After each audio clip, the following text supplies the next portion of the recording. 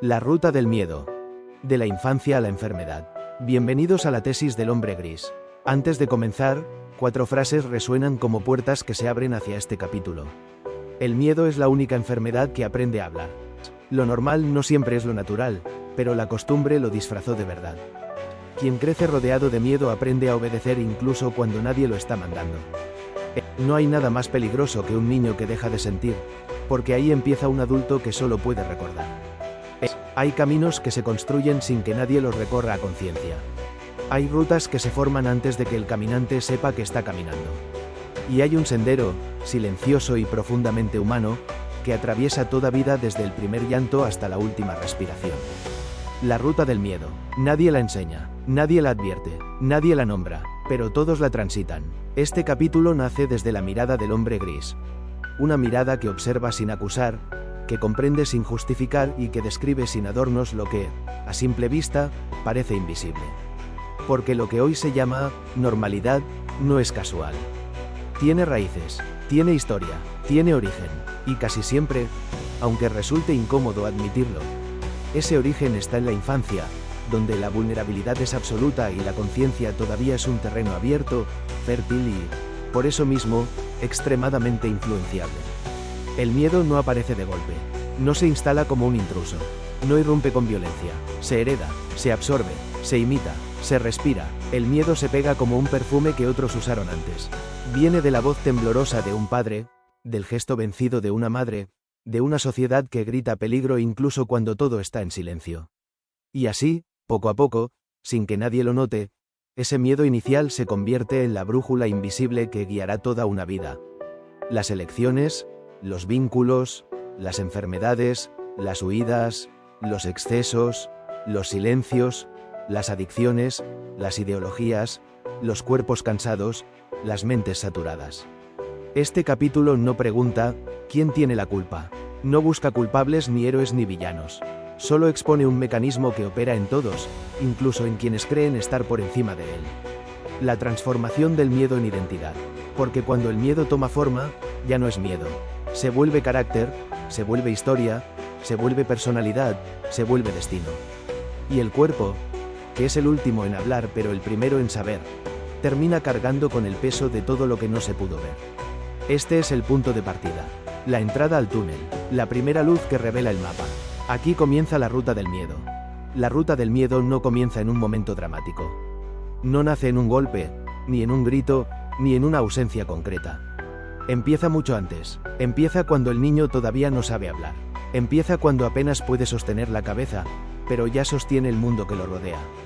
Porque el cuerpo registra antes que la mente. El cuerpo aprende antes que las palabras. El cuerpo escucha incluso lo que los adultos no dicen.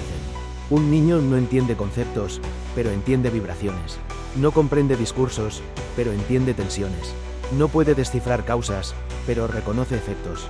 El frío emocional, el miedo en la mirada, la frustración en la voz, el silencio que pesa más que el ruido.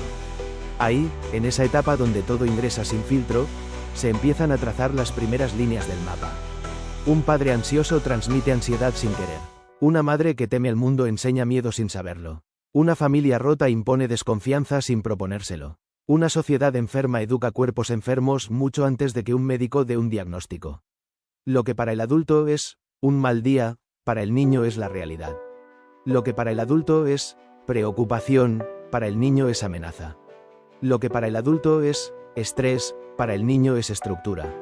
Y así, casi sin darse cuenta, ese niño va fabricando su primer mecanismo de supervivencia. Una forma de interpretar el mundo para poder existir dentro de él.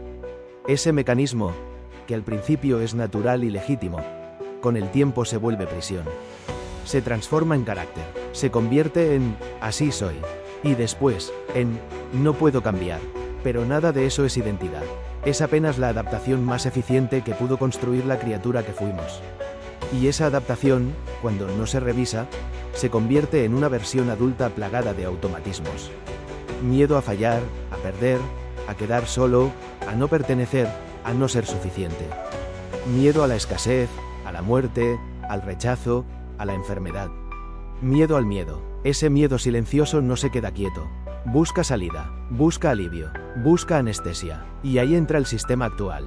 El alcohol para olvidar, las drogas para apagar, las pastillas para funcionar, las pantallas para distraer, las ideologías para tener razón, las religiones para sentir protección, las terapias express para sostener un yo que no se sostiene solo, los médicos para explicar lo que el cuerpo viene gritando hace años.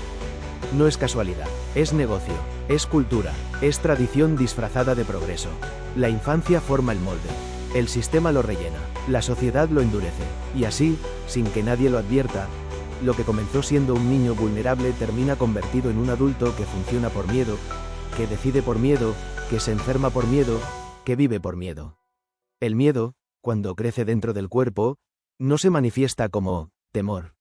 Se manifiesta como gastritis, como ansiedad, como insomnio, como ataques de pánico, como enfermedades autoinmunes, como adicciones, como dependencia emocional, como cansancio crónico, como cáncer.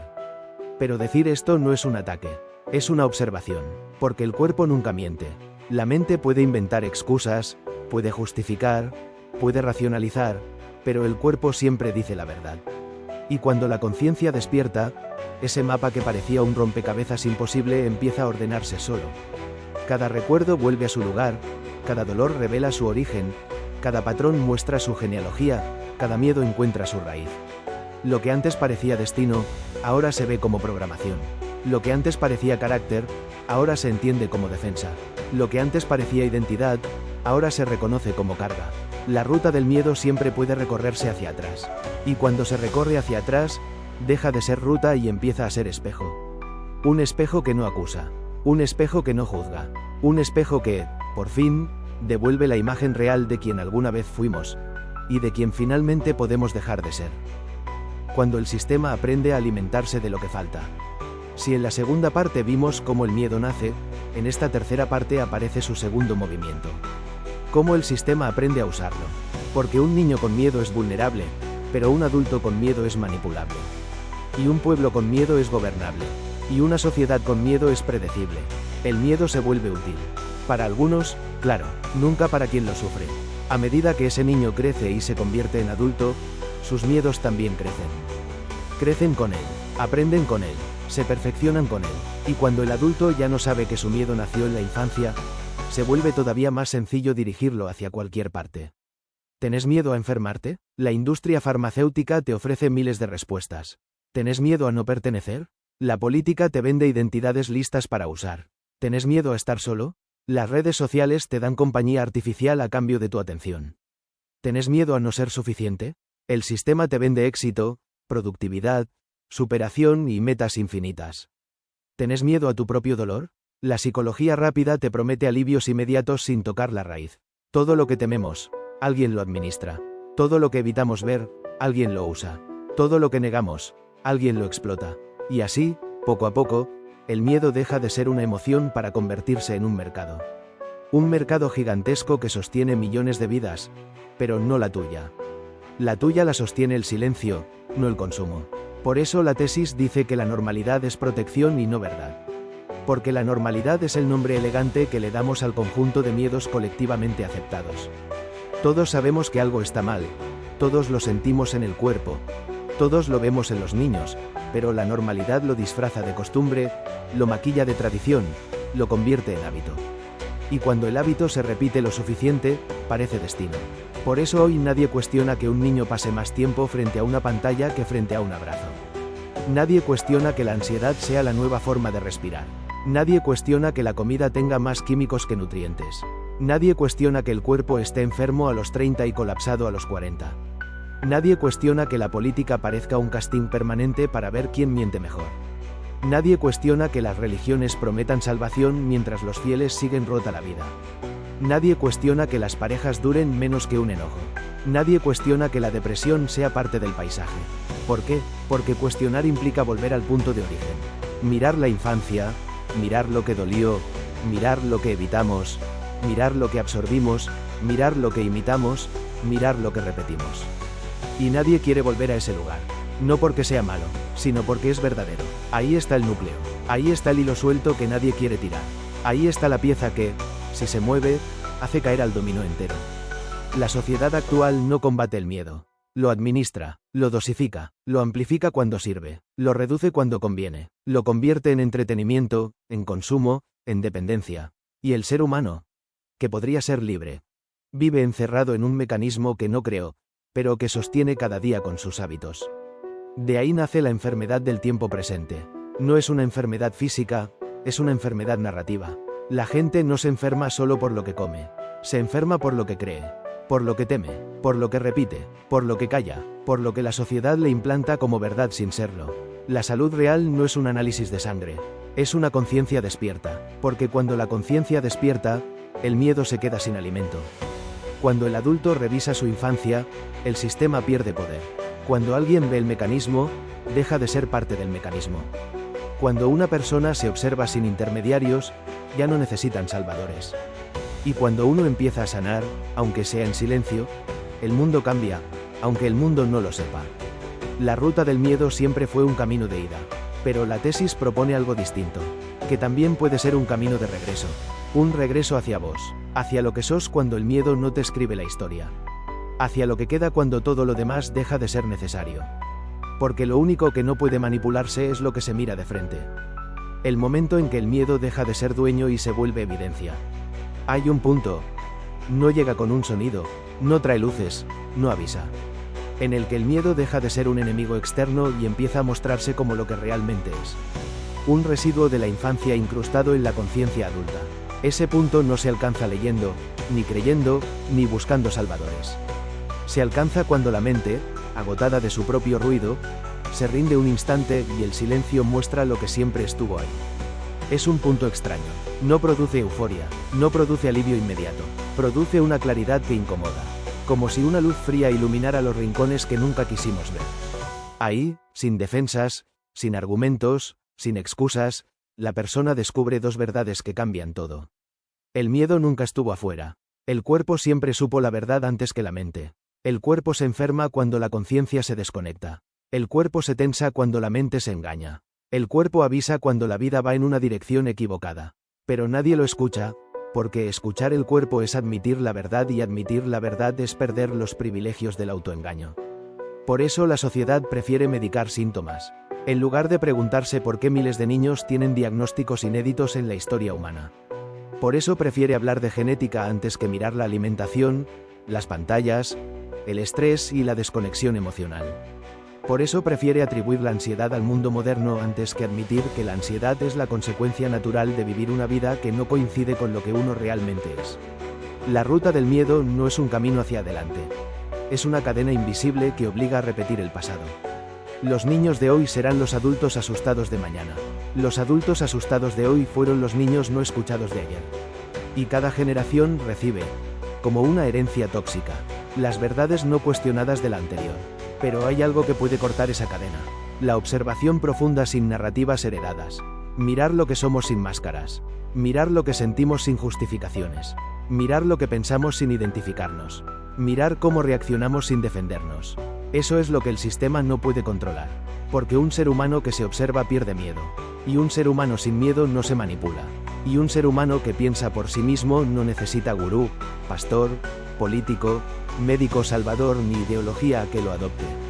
Por eso el miedo es la herramienta más rentable del mundo. No porque las time, sino porque funciona. Y cuando alguien empieza a verlo con claridad, el mundo entero revela su arquitectura. La cantidad de diagnósticos, la cantidad de pastillas, la cantidad de adicciones, la cantidad de identidades prestadas, la cantidad de dolores heredados, la cantidad de personas que nunca escucharon su propio silencio. La persona que despierta no se vuelve especial, ni superior, ni iluminada. Se vuelve responsable, y esa responsabilidad hace que ya no busque culpables afuera, porque al ver que la mitad del miedo fue aprendido, y la otra mitad impuesto, la única salida posible es dejar de alimentarlo. Ahí aparece la diferencia fundamental. El miedo deja de ser un motor y se vuelve un mapa. Una señal de dónde todavía hay partes rotas. Una guía de por dónde empezar a desarmar. Una evidencia de que no somos eso que sentimos. Una invitación a recuperar el cuerpo, la mente y la vida. El miedo, cuando se lo observa con calma, revela su verdadero propósito. No quiere destruirte, quiere mostrarte dónde todavía no sos libre. Por eso la ruta del miedo puede convertirse en la ruta del despertar. Depende de quién la camine. ¿El yo viejo que repite, o la conciencia nueva que observa? Reflexión final. Cuando el miedo se vuelve visible, la libertad deja de ser una idea.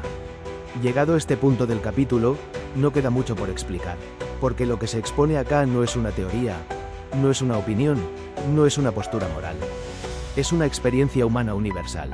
Todos, sin excepción, nacemos en un mundo que nos enseña a tener miedo. Mucho antes de enseñarnos a pensar.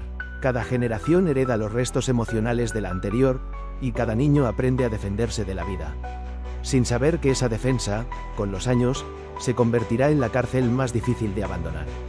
La cárcel interna, pero lo que estos tiempos están mostrando, y lo que este capítulo viene a señalar, es que la salida nunca estuvo en lo externo.